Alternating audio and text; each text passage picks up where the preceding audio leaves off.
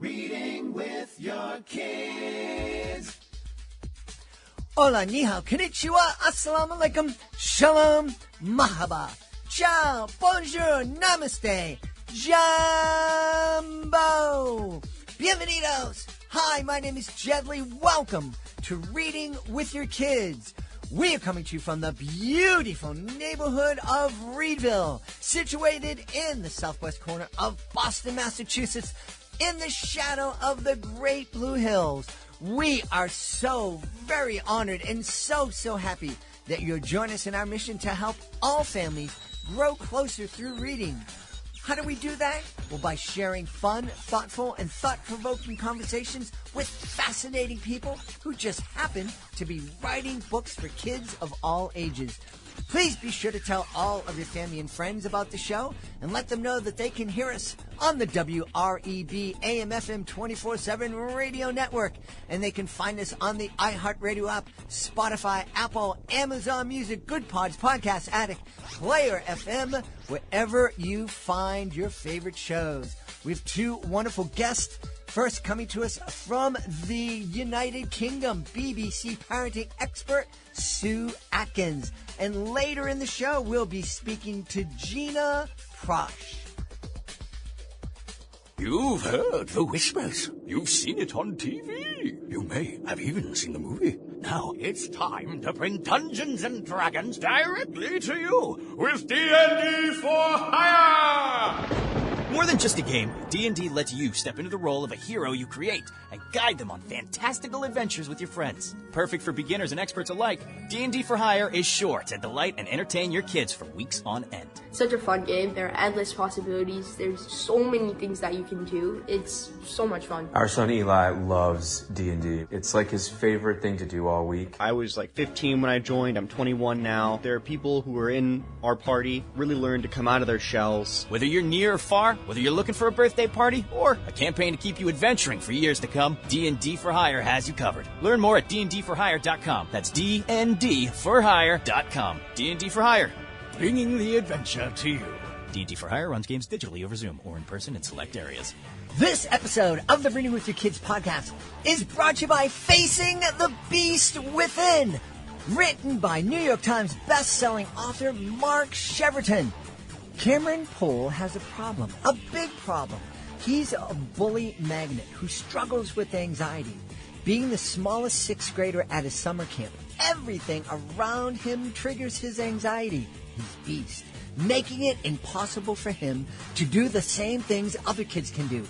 In a constant state of worry, Cameron feels like a perpetual failure. That's bad enough. But when Cameron learns that mythical monsters are trying to invade his camp, things go from bad to worse. You and your kids are going to love this exciting middle grade novel. It belongs in your family library. You're going to love it. Facing the Beast Within, written by Mark Cheverton.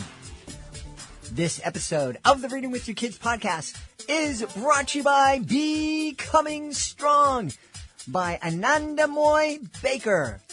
Becoming Strong is an illustrated children's chapter book about an adorable little bee named Jazzienza, who has a bent antenna and must wear glasses.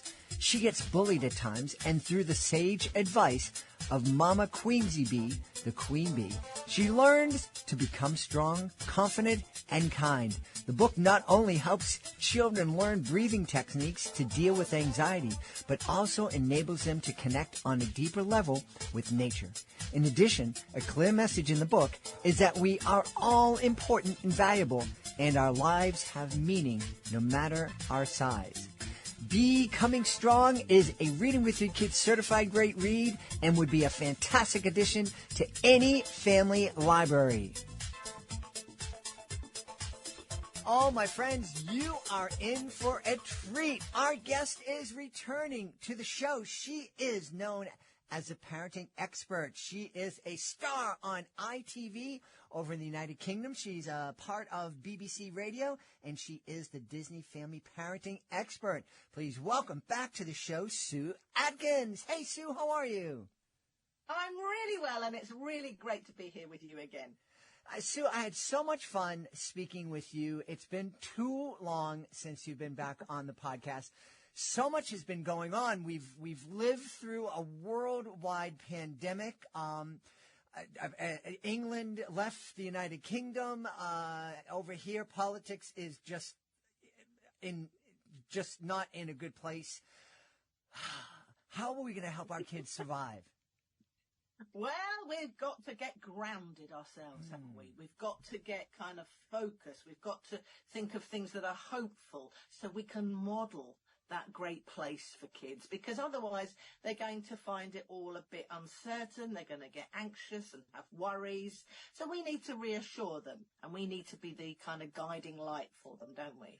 I love that. We've talked so much here on the podcast about how important it is. If we want our kids to develop a love of reading, they need to see us reading. They need to see us engaged in storytelling and literacy.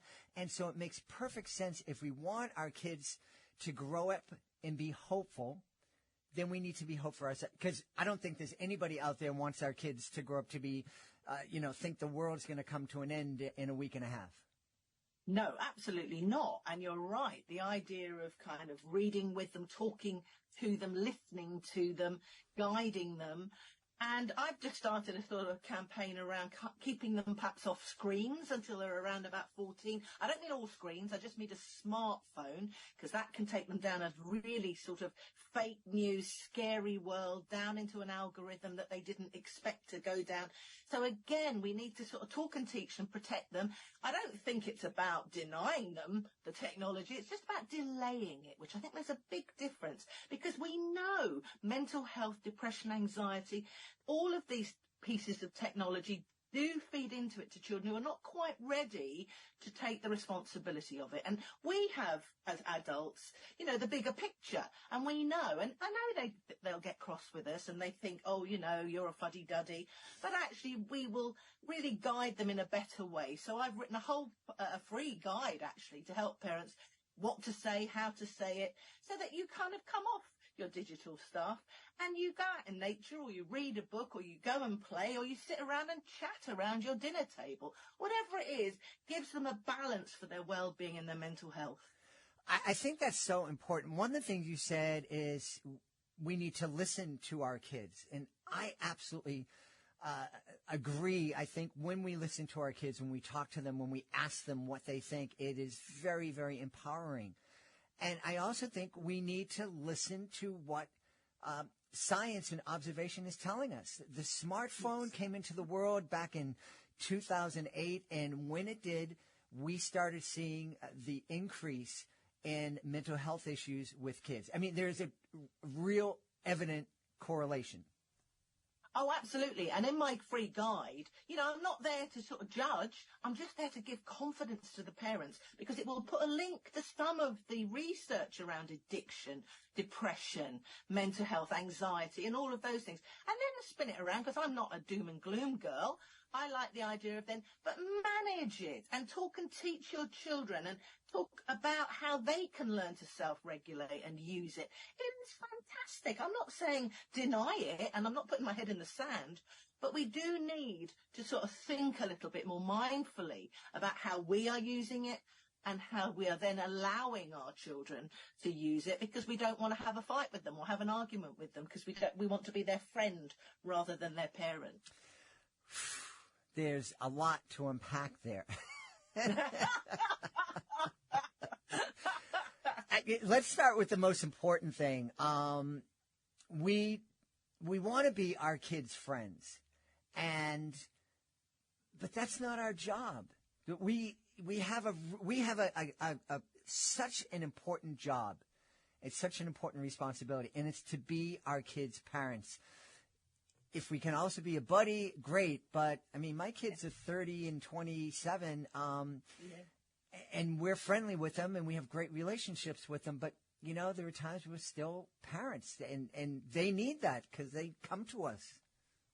I absolutely couldn't agree with you more. My kids are 31 and 29, and I have a great relationship with them, and I really enjoy being with them. But there are times when you have to be the parent, not their friend. And my daughter comes to me and asks me for stuff. And, you know, you're stepping into then that role of guiding, not kind of sledgehammering them, you know, into doing it. And you do have to sort of sit back sometimes, because as a parent, as they grow and they become adults, you have to sort of step back and respect that they're going to make some mistakes, as long as they're not really dangerous ones. And I call that failing forward, because of course they learn themselves, rather than you just lecturing them and telling them don't do this and don't do that.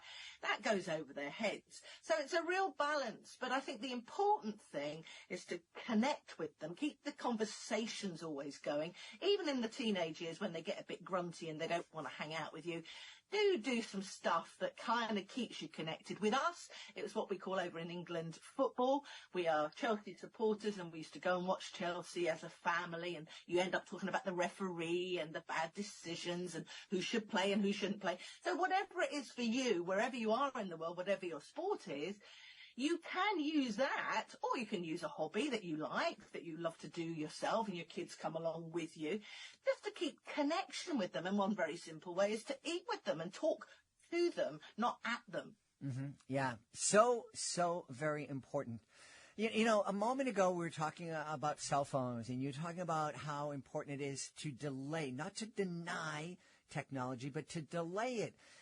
And I was thinking, you know, when we're talking about kids who are 8, 9, 10 years old, and they're getting a smartphone, and with that smartphone, yes, you get to be connected with them, and maybe you have an app so you know where they are, and they can call you if they need some help, and that's great.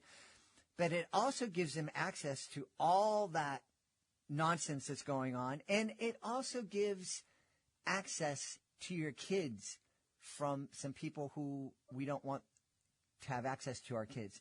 And with doing this, we're expecting our 8, 9, and 10-year-olds to use this incredibly powerful technology in a responsible way, without understanding that a couple years ago they still believed in Santa Claus and the Easter Bunny.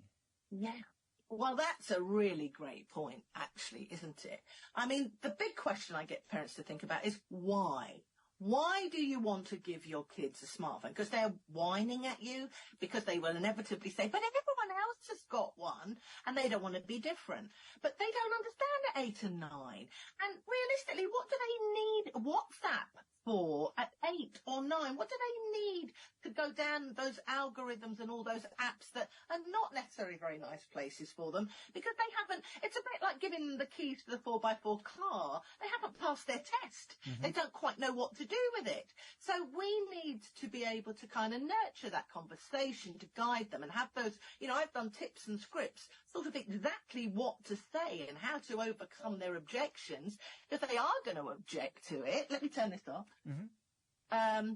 But we need to be able to talk with them and guide them. And a lot of parents give their kids a smartphone around about the age of 11. And in fact, I was writing an article in LinkedIn. 97% of 12-year-olds have a smartphone, certainly here in the UK. Now, that's the most enormous number. And I would guess, because they change schools at 11, they go to what we call a secondary school here in the UK. That's the time when they're going on the train on their own, they're getting on a bus or whatever. But that's almost what I'm trying to say and guide parents. Can you just delay that and give them a mobile phone that doesn't have to have all of the apps and all of the access? Of course you want to contact them. Of course you want to be able to text them or chat with them. Or if they're going to be delayed playing some sport, or they've been kept back doing something at school, or they've missed the bus. Of course we need that, and it keeps them safe. But we don't need them to have all of those, you know, high-powered technology. And the younger they are, and there's so much research that it really doesn't help them. Mental health, well-being, sleep, exercise, connections with other people, being able to talk and be sociable. To me, it's a bit like, you know, if you took the kids to a playground when they'd be about 8 or 9, you just walk away and leave them. They say, well, bye, you're on your own. Why would you do that? You give them a smartphone, you go, well, bye, over to you. I mean, that's just madness. So, again, I'm not being a fuddy-duddy. I absolutely love all the things that I can do with technology. But I think it's a delayed thing for children to have, because they need to grow up and, mature, be emotionally ready and cognitively ready for all of that. And then eventually, as you talk and teach them, they learn to self-regulate. Yeah. I remember very well when my son, having a conversation with my wife, and we're talking about my son, and he'd be going to another school, high school, secondary school, and my wife was very overprotective with my son. And I was trying to get her to loosen up the straps, the reins a little bit. And I said to her one night at dinner, I said, in a year or two, he's going to have to go on public transportation to get to school by himself. And a look of horror went over her face. And I said, but we'll get him a phone so you can be in touch with them, whatever. And so we got him that first phone, and of course, he broke the first one. And when we went to replace it, they said, well, here's a smartphone. I said, I don't want a smartphone for my kid. And there was no option. It was like, no, sorry. And we had to go out and find, an old phone for him to have. Yeah. And there still wasn't all that is out there now back 10, 12 years ago. Yeah.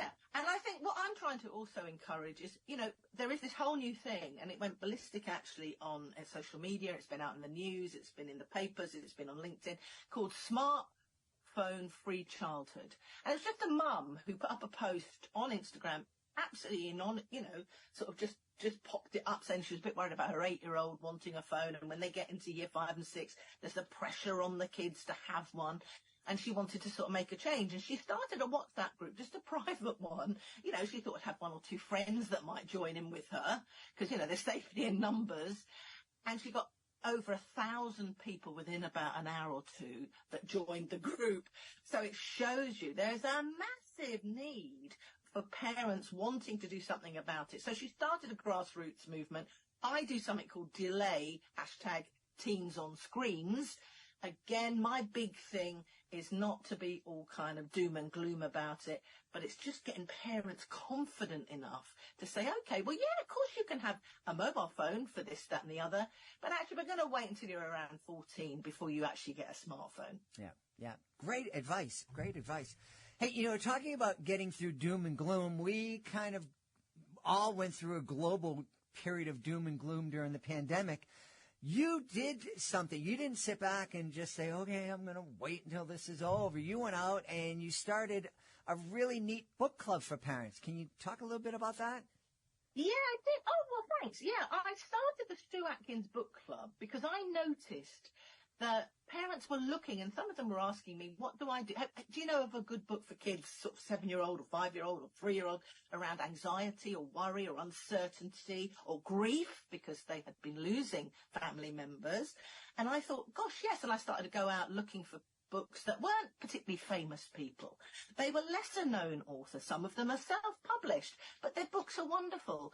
So I started the Stu Atkins book club with that intention, and it's now blossomed and bloomed, and we've come through that awful period of our lives. But the books are still so good, and now I've got books for bedtime stories and STEM and diversity and journals for well-being for kids that people have written. So it's a really vibrant community, and we come together as a group of authors. I like to talk with them on Zoom once a month just to chat, see what they're up to, what they've written about, where they're at. Can I help them get out there even more around the world with their lovely books?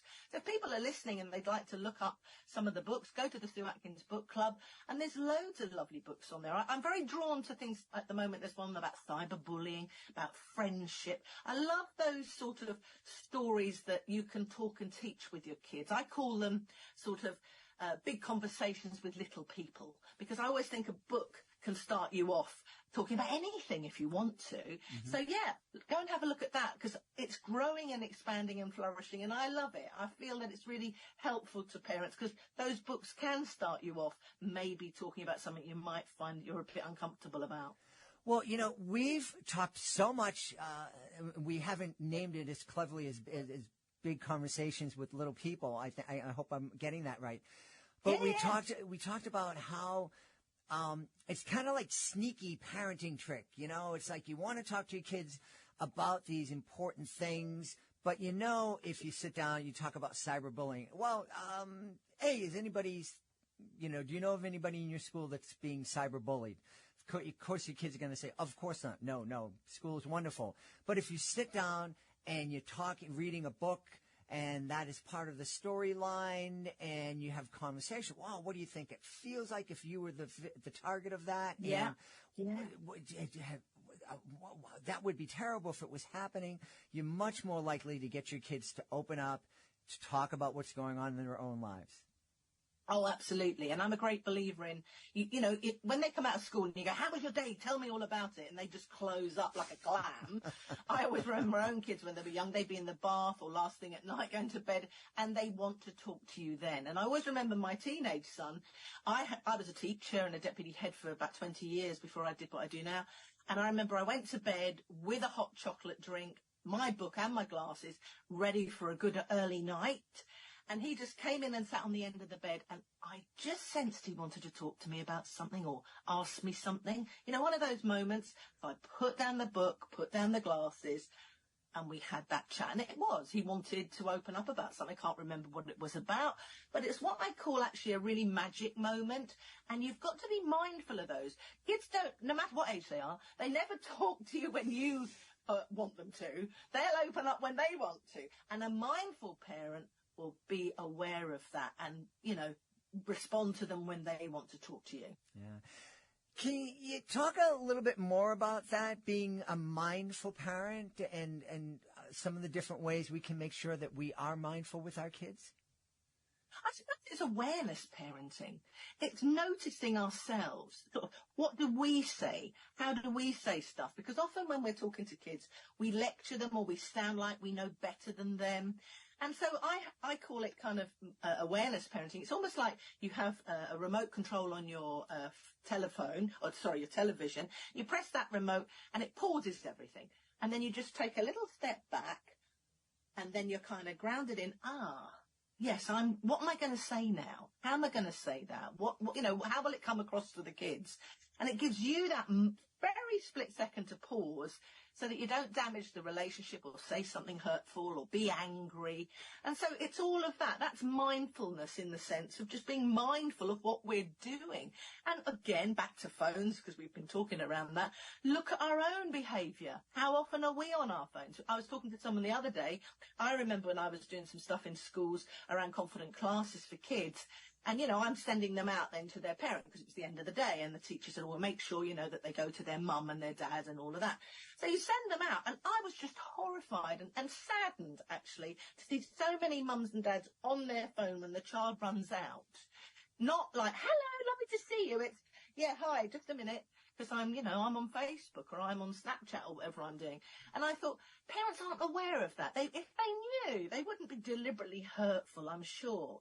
But I always remember my dad picking me up from school as a 7 or 8 year old. I can see it. He came in this kind of green car. It was a Wednesday afternoon. He parked up and I would run down the steps and I would look for his car because he would pick me up. Mum would pick me up the other days. And then he'd be there and his arms would be like that. And I would run into them.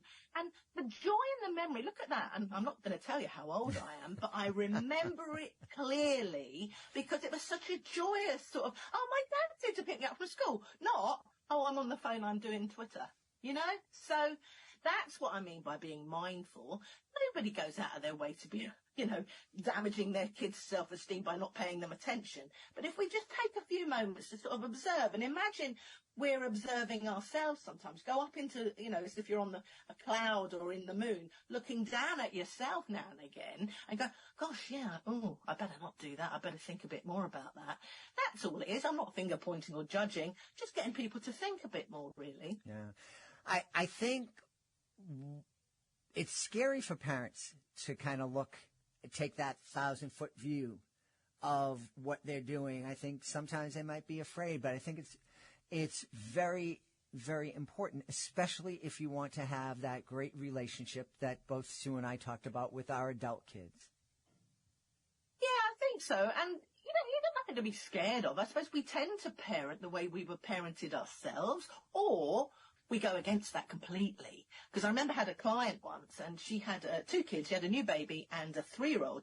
And the 3-year-old was playing her up merry hell and messing her about, certainly at bedtime. And she was reading more and more stories. She said, I'm getting up to about 5 stories a night now. And I thought, good grief. I mean, we all like children to have a story, but she was sort of like more and more and more because there was something wrong. And I said to her, what is it that's causing that? Because the baby was in the bath and she was paying attention to the baby, so the other one was getting a bit naughty for attention. And I said, just for a moment, imagine you're on, his shoes and socks are on the floor. You step onto them and tell me how little Jonathan is thinking. And she went, oh, he thinks I'm a pushover.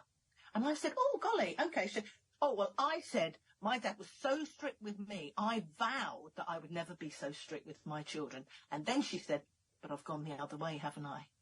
Because she suddenly had an insight that the way she had been parented, she didn't like that particular part of it because her dad was quite strict with her. So she went the other way and went sort of, whatever you like. So she just needed to come back more into balance. That was all. So we got her back into balance and, everything was much better. Yeah. So you were sharing with me a little bit earlier that you are involved in a volunteer reading program that sounds just so much fun. Can you talk a little bit about that, please? Yeah, sure. Well, as you probably know, and your listeners may not know, I was a deputy head and class teacher for over 22 years. And I taught children how to read. Part of when I taught the younger children, the 4 to 5-year-olds for a few years, I taught them all how to read. I remember there were 35 4-year-olds. My goodness, that was quite a challenge.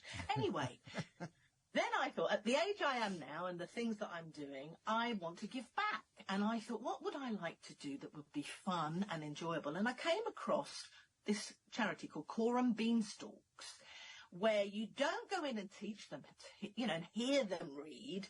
You go in and these are reluctant readers, or they don't like reading, or they can't see the point of reading, or they're struggling readers. And you just sort of bounce in and you look at the stories, you talk with them, you look at the pictures, you enthusiastically point out, why do you think that polar bear's in a rowing boat?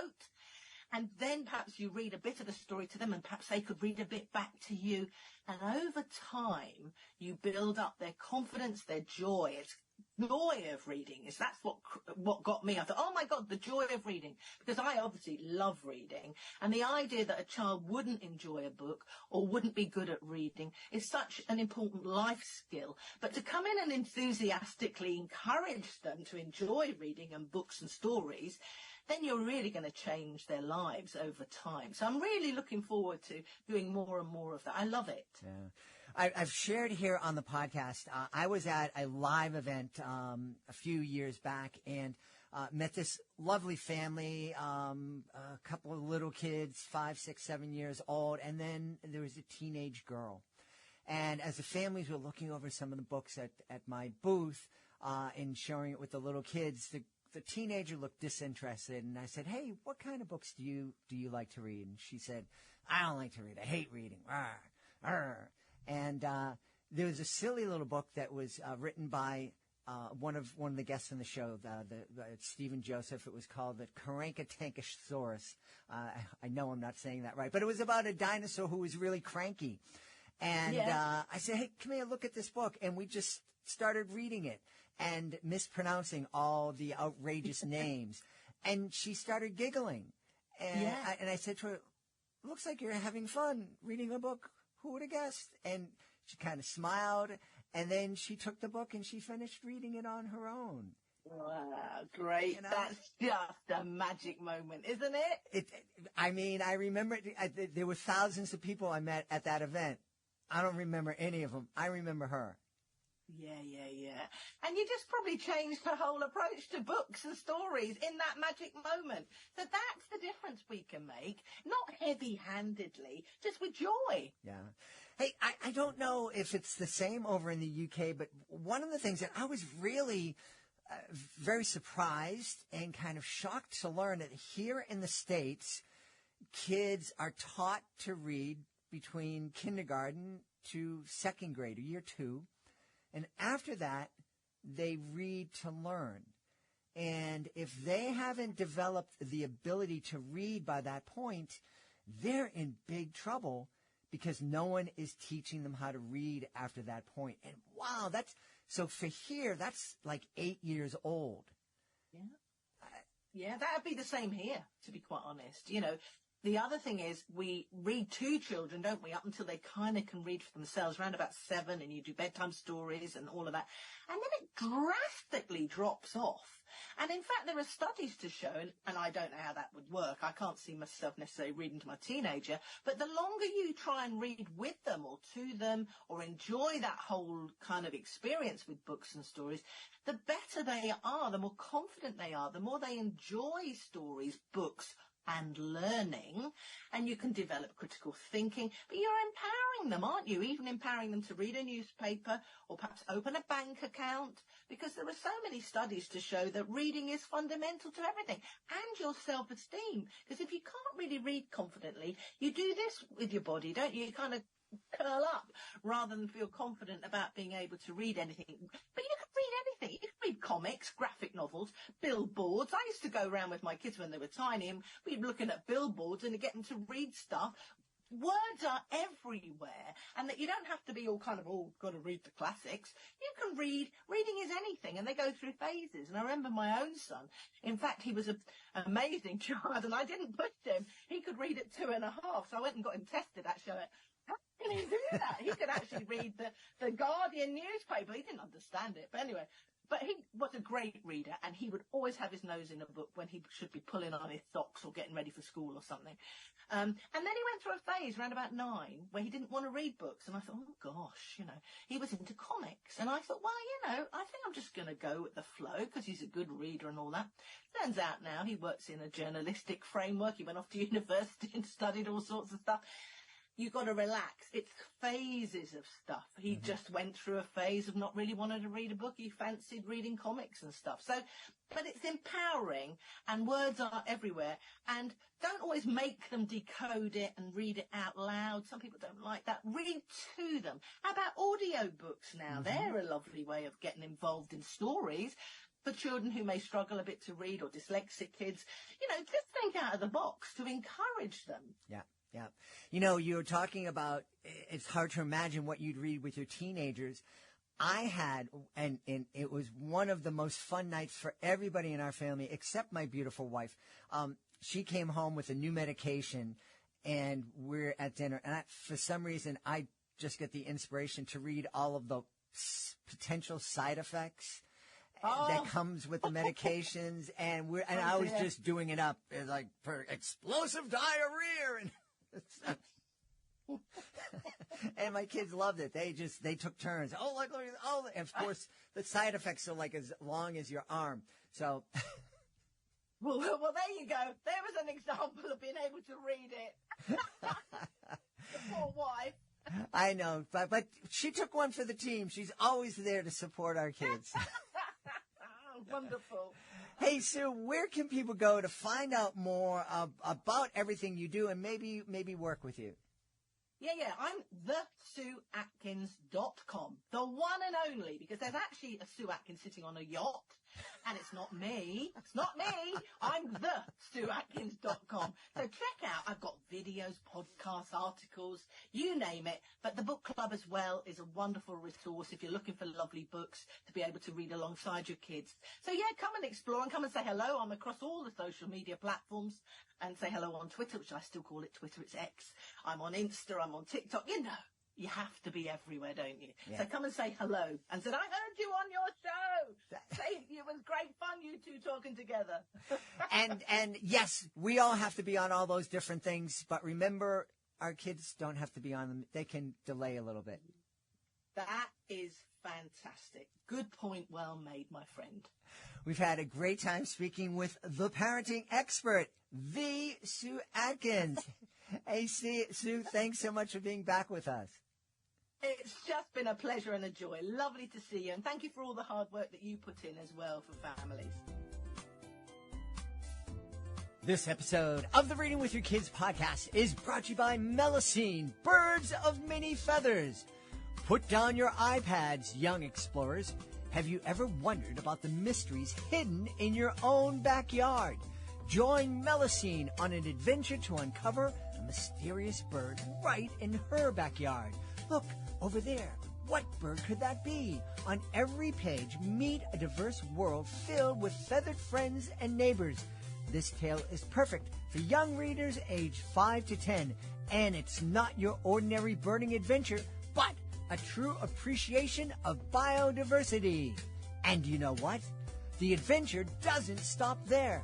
Melusine, bird of many feathers, is an ideal companion for the Great Backyard Bird Count, which starts February 16th to 19th, 2024. Participate in this exciting event with families from around the world and bring the joy of bird watching to your home. Grab your binoculars, everyone. Melusine, Birds of Many Feathers, is available now at your favorite bookstore and online. Autographed copies and exclusive offers are available at kiddlewinkspublishing.com. This episode of the Reading with Your Kids podcast is brought to you by The Adventures of Toby Baxter, Book 2, River Home for the Holidays. It is a Reading with Your Kids certified great read written by Tim Wright. River Home for the Holidays delivers a captivating blend of humor, danger, and inspiration. For lovers of fantasy with mythical creatures, this book is a must-read, promising a thrilling and heartwarming adventure. Dive into the enchanting world of River Home alongside Toby Baxter, and you won't be disappointed. It is a Reading with Your Kids certified great read, great middle grade novel. You want to add this to your family library. The Adventures of Toby Baxter, Book 2, River Home for the Holidays, written by Tim Wright. Before we invite our guest into the studio, I would love to invite you to visit a very special website. It's clownswithoutborders.org. Clownswithoutborders.org.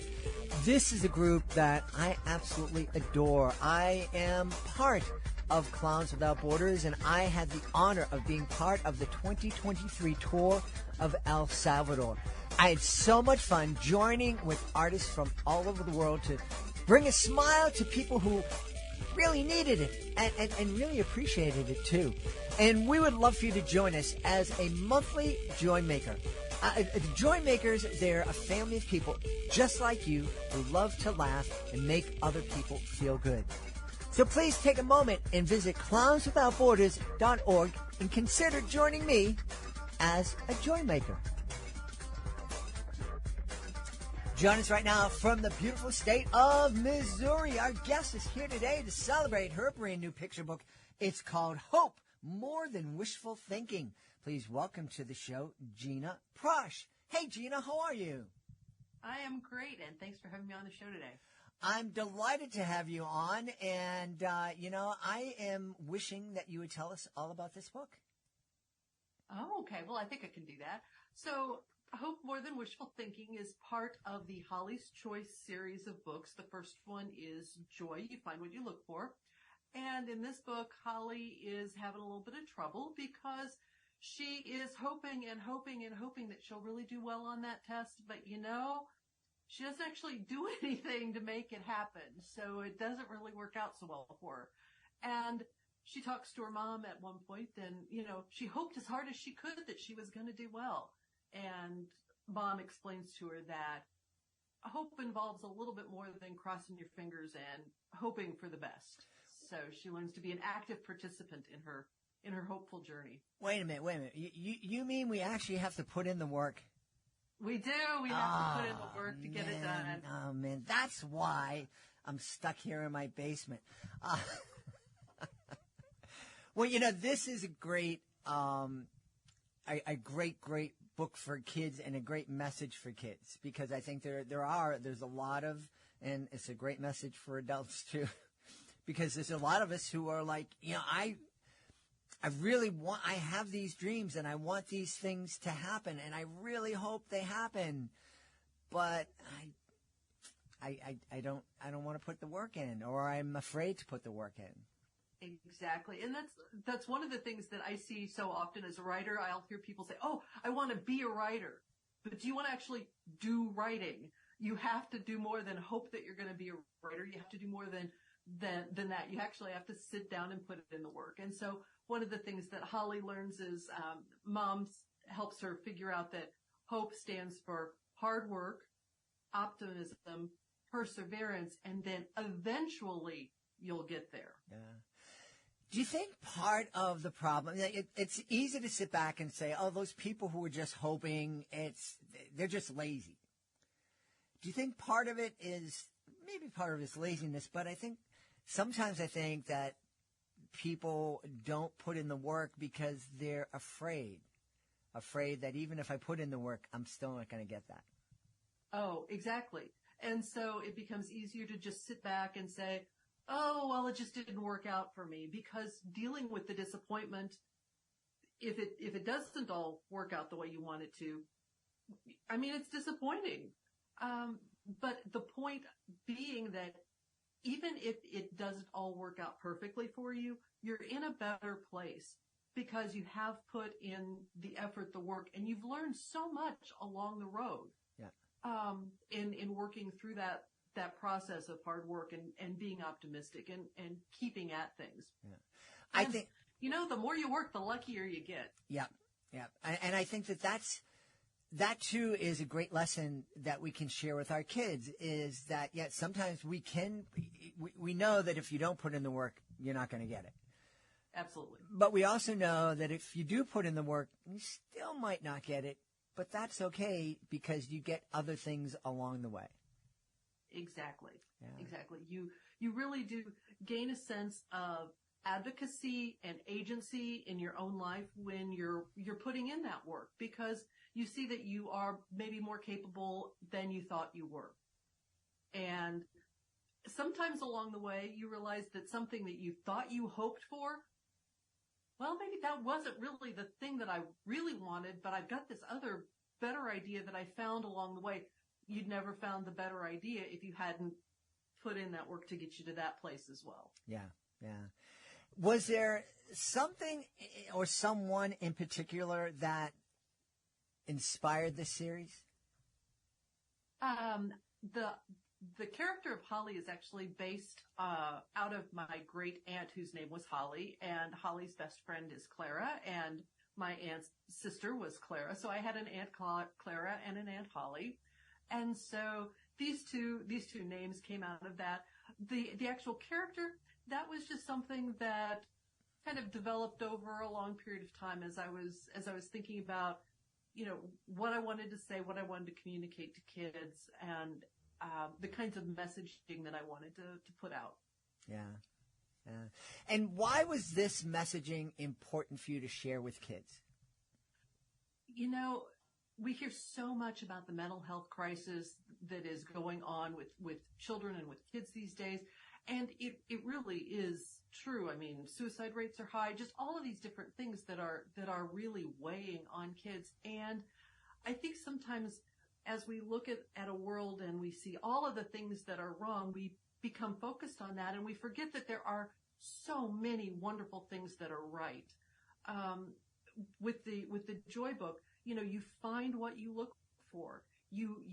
If you are out looking for good and joyful things, you're going to find those. But the same thing holds true if you start looking for negative things every day when you get up first thing in the morning. If you start looking for bad things, you're going to find those as well.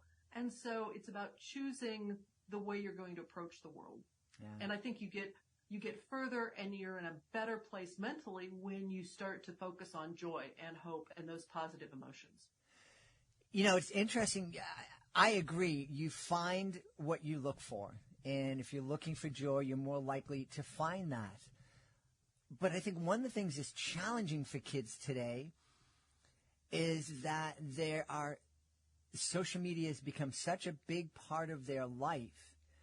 And social media companies and the algorithms, they exist to keep us engaged.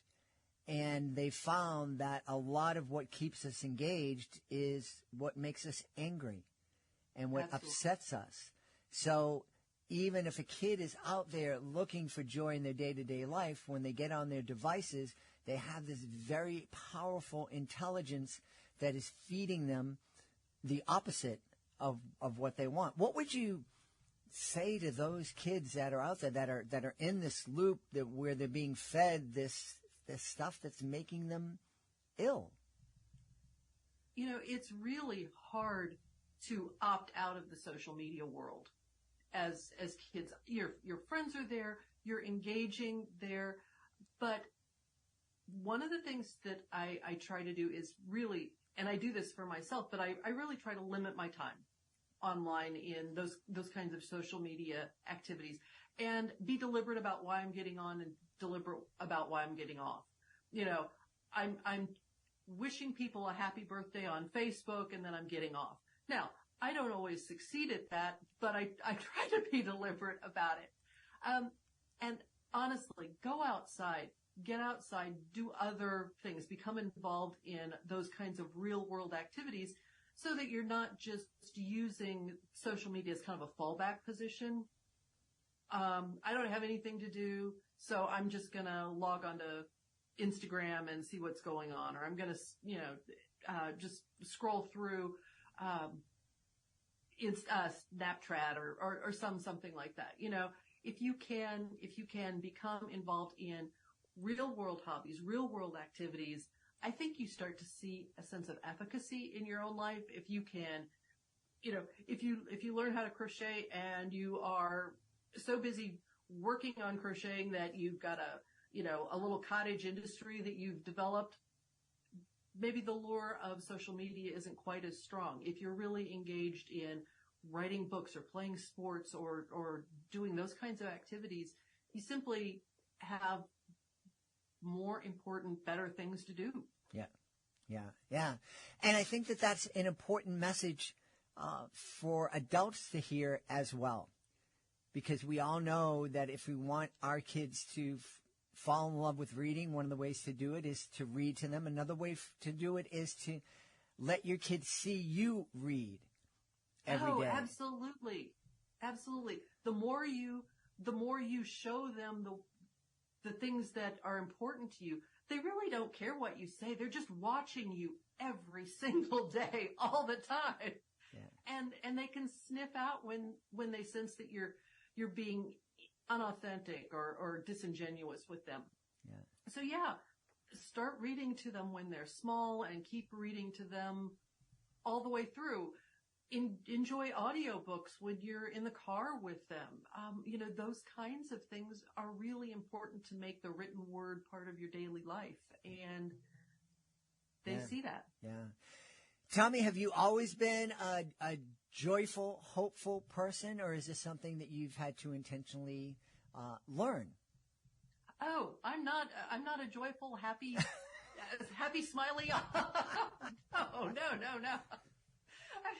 I try not to be a shrew, but I am just like everyone else. You know, it is so easy to latch onto that thing that is not so wonderful and just chew on it. You know, I'll be mowing the grass and thinking, and I'll catch myself and I'll think, what are you doing? You've just spent a half an hour out here being grumpy about something that you number one, you can't do anything about, and two, who cares?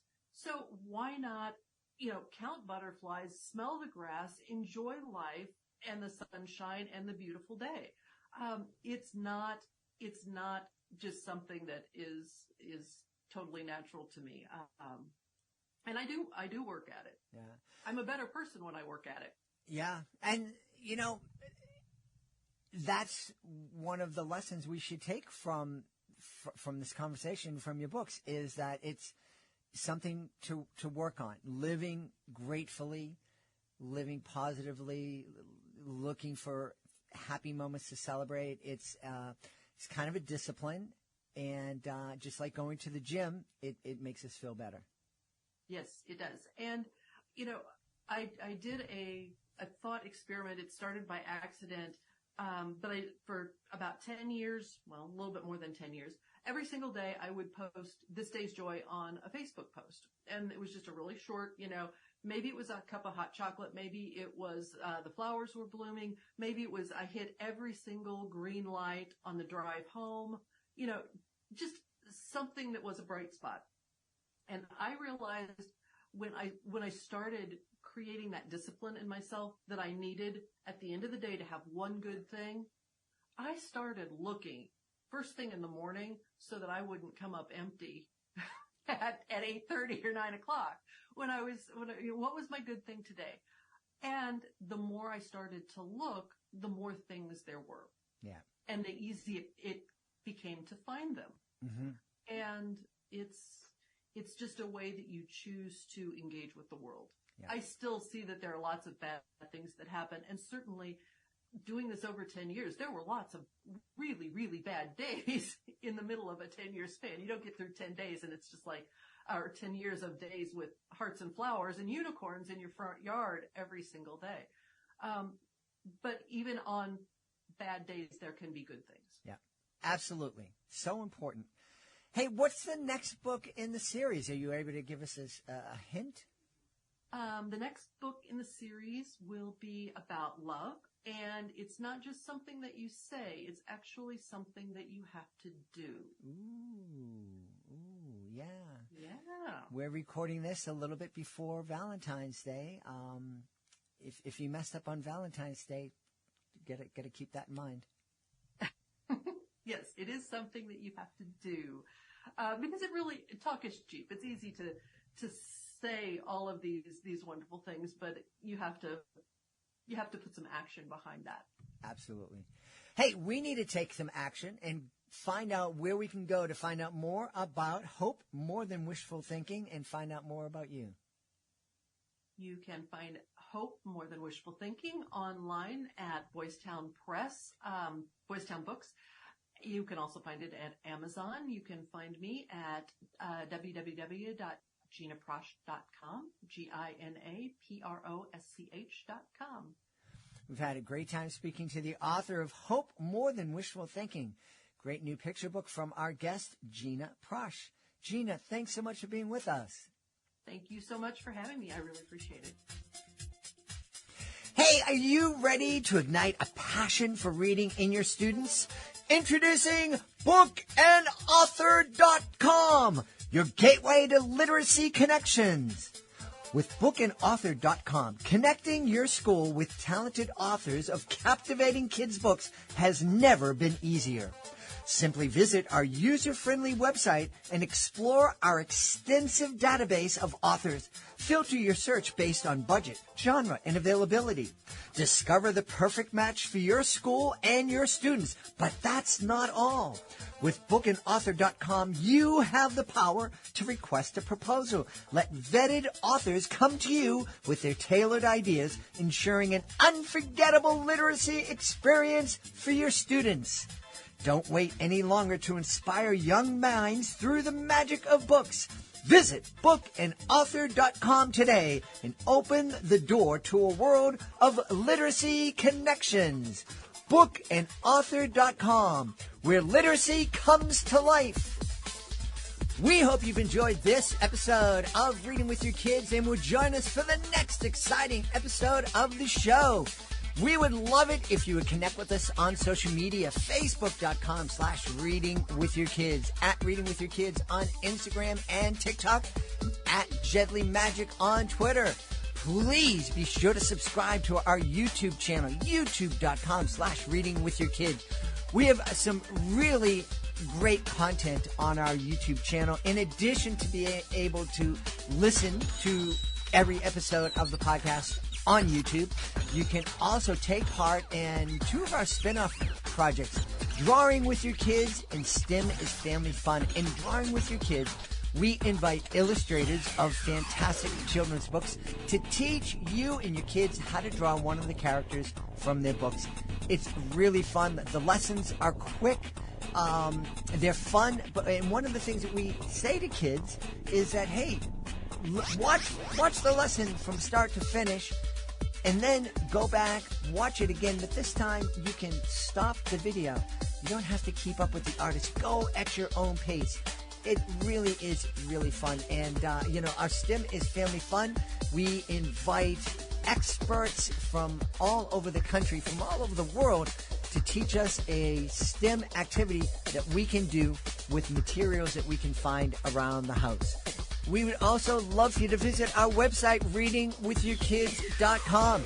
You can check out our blog, download our free online magazine, listen to every episode of the podcast, and you can use the contact button up at the top of the page to send us a message. Suggest somebody that would make for a great guest on a future episode of the show. And if you are an author, you absolutely want to go to readingwithyourkids.com and click on the Authors Click Here button to find out how you can be a guest on the show. I want to thank the folks who made today's show so wonderful, starting with our amazing guests and sponsors, and also my team, Fatima Khan, Rory Grady, Chris Doherty, Skylar Strauss, Nick Warner, Kyoko Ito, Kayla Newland, Kristen Barrett, Sydney Swan, Hannah Rose. I want to thank my beautiful wife for all of her support. Most of all, we all want to thank you. Thank you for taking the time to listen to the show, and thank you so much for taking the time to make the world a better place. And you do that every time you read with your kids. I'll be looking for you in the next episode of Reading with Your Kids.